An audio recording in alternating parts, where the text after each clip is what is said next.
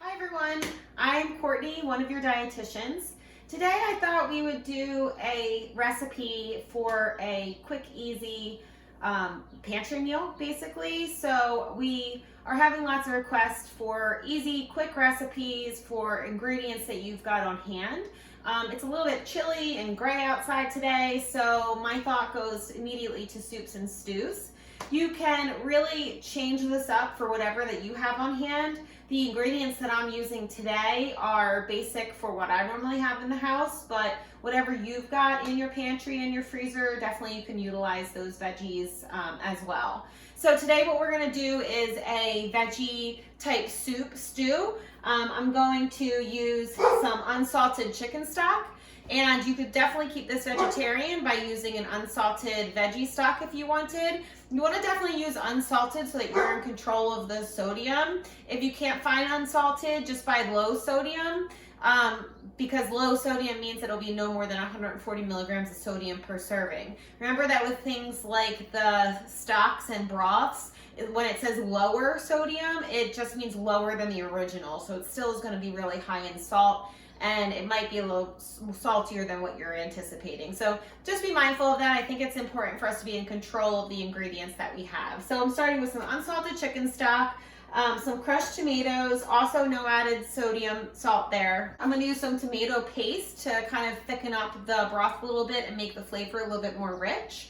And then I'm gonna toss in some chickpeas for a little bit of protein and fiber. And you could use any beans that you have. Red beans, white beans, black beans, any kind of combination that you like. You could throw lentils in if you wanted to. And then I'm going to use some fresh veggies. So I had some zucchini and some cauliflower that was about to turn in my fridge, so I'm throwing that in. You could really use any variety of fresh vegetables if you wanted to. You could definitely use carrots, celery, onions, which actually I started in my pot sauteing already, just to kind of get that going. But you could throw that in with this. You could also do eggplant or broccoli, Brussels sprouts. I mean, really whatever you've got in the fridge that needs to be eaten up, you can throw into a soup and stew. That's the benefit of doing soups and stews. And then for the frozen varieties, what I'm going to do is I'm going to use my chopped kale. If you've got fresh kale or spinach, you could definitely use that too, and I would just throw it in at the very end.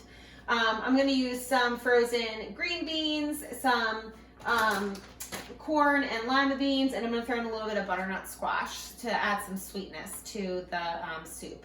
So these are the ingredients I'm going to do. So I'm going to go ahead and start tossing everything in, and we'll go from there. So I've already got my carrots, celery, and onions already sauteed in here. So it's already, they're soft and ready to go. I just added a little bit of chicken stock so they wouldn't burn while I was getting everything ready to go. So I've got that going, and I'm going to go ahead and throw in my fresh vegetables, and I'll let them saute for just like a few minutes just to kind of get all the flavors from the other veggies that are already cooked down in there. And then I'll start to add my spices. So I'm going to use kind of like the traditional Italian spices. If you've got a spice blend that you love, use that. Try to buy those no salt added spices like Mrs. Dash or the store brands, so that again, so you're in control of the salt. But I'm going to use garlic powder today, so I'm just going to sprinkle some in. I kind of just eyeball what I like, but I would probably do about a teaspoon of any of these spices. So I'm going to use garlic powder, basil, probably a little bit more generous with the basil because we love basil. And probably when I serve this later, I'll use some fresh basil too from my plant that I have. I'm going to add in some oregano, and then I'm going to add in some parsley. And then a little bit of thyme. And that's it. So those are the spices I'm going to use. If you wanted to kind of kick up the heat a little bit, you could add some crushed chili flakes. I'm not going to do that because then my kids might not like it as much. So I kind of got all the spices going with the fresh vegetables. And then once those start to get soft, then I'm going to start to add in my broth and my crushed tomatoes. So I'm going to use 1 quart of the unsalted chicken stock and toss that in.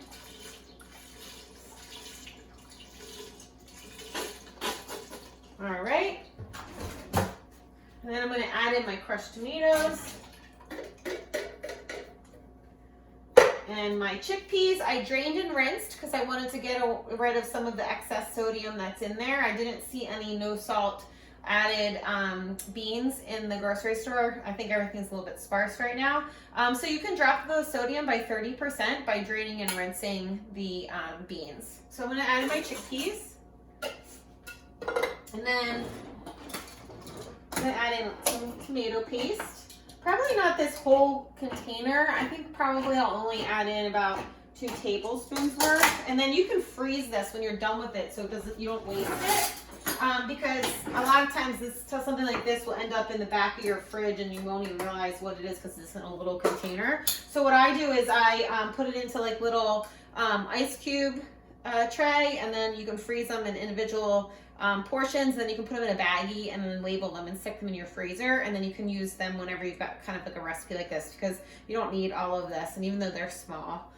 So I'm going to use 2 tablespoons of that. And if you like it richer, you can certainly add more. All right, so I have all of my fresh vegetables and my liquids in here. So I'm going to go ahead and increase the heat to medium-high and let that start to come up to a boil. And I'll get started with adding some of my frozen ingredients.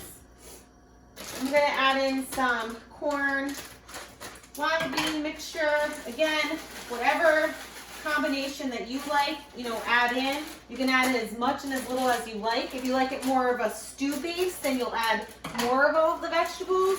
And if you like it more of a like brothy soup, then definitely don't add as much. And you can also add an extra quart of the unsalted chicken stock as well.